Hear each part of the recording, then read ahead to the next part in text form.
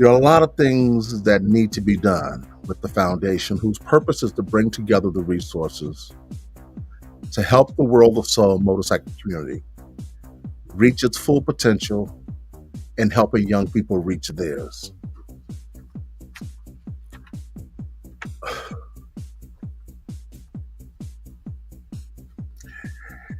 And we really want to make sure that you are a priority in that equation with the motorcycle safety component, because without a healthy, safe, and vibrant motorcycle community that's focused on being responsible, how can we make an approach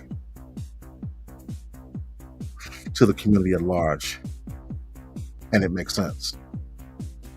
So, charity starts at home, and that's why we're working on our issues first. So we added motorcycle safety and training to our list of priorities.